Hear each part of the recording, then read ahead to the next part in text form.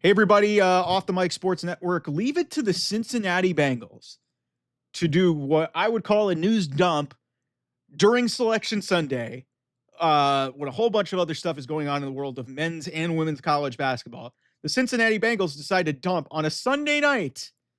We are re-signing our two best offensive players, not named Joe Burrow, in Jamar Chase and T. Higgins, both to 4-year contracts over $100 million. Jamar Chase's deal is 4 years, $161 million.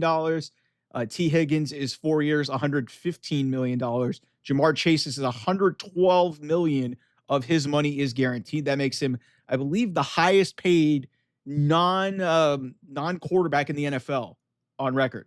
So a lot of people will try to convince you that this is great for Cincinnati.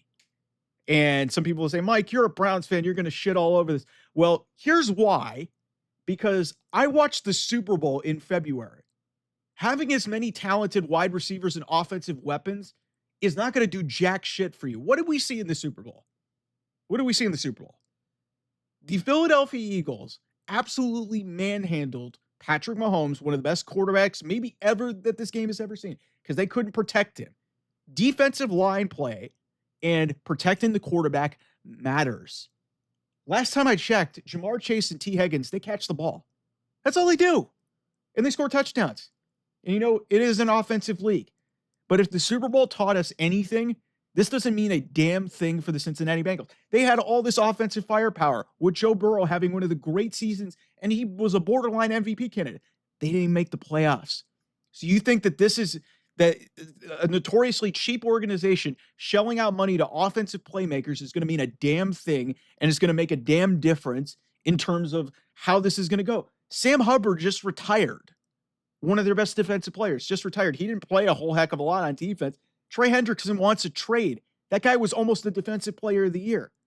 They just fired their defensive coordinator. What am I missing here? This is like, anybody who understands salary cap business knows that this is a stupid move. Pay one of them and go use the rest of your resources on trying to, build a team around Joe Burrow. And I understand that some of this is initiated by Joe Burrow because he thinks he needs these weapons. Guess what? Football at its core, yes, it is a quarterback league, but it's a 53-man roster. Like, you have to build a team around just the quarterback and the skill position players. Like we saw it this year. Cincinnati had a historically great offense. They had a historically great quarterback season. They didn't make the playoffs this year. They didn't make the playoffs. You want to know why? Because they started off terribly because they couldn't stop anybody. The Kansas City Chiefs, with maybe the greatest quarterback ever, granted, it was not one of his greatest seasons ever, they got shut down. They were shut out for almost 3/4 of the Super Bowl because they couldn't protect. The Bengals have had a bad offensive line for years since Joe Burrow got into this league. They have not had a great defense outside of maybe the 1 year that got them to the Super Bowl, where Lou Anarumo kind of, masked some things over people's eyes, and they had some talented people that they were able to patchwork this thing together. But you cannot convince me, and go ahead, get at me in the comments saying that I'm a Bengals hater. Listen, as a guy who just saw his team pay Myles Garrett, I would much rather go deep in my pockets and pay a disruptor of the quarterback like Myles Garrett than go pay two wide receivers over $100 million just so I can make my quarterback happy. Great job. You made your quarterback happy. You finally spent some money. Good job, Brown family. You finally did something. But this is just a terrible move long term. It may reap anything, but I don't see this team winning a Super Bowl. You cannot, without a decent pass rush and a good offensive line, get through anywhere. Because look at what the Philadelphia Eagles just proved to us. Even with, mid quarterback play, but if they have a great offensive line, they have great defensive, they have great interior line and great defensive edge rushes.